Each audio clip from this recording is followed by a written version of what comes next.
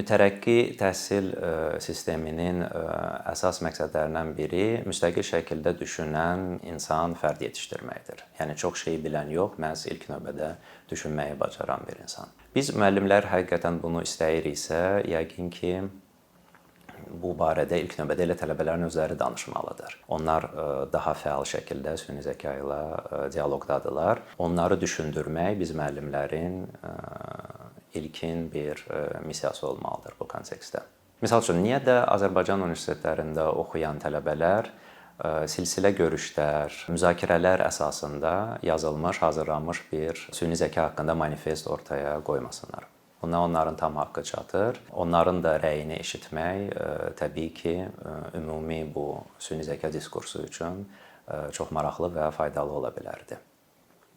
Və müəllimlərin missiyası da tələbələri süni zəka haqqında və özləri haqqında sistemli şəkildə, davamlı olaraq sual verməyə sövq etməkdir.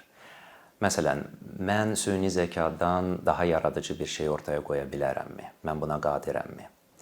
Onlarla kitab oxuyub müəyyən bir nəticəyə gəlməklə sadəcə bir klik hesabına qısa və hazır cavab almaq arasında fərq nədən ibarətdir? Bu kimi suallar tələbələri düşündürməlidir və onlar daim axtarışda olmalıdırlar.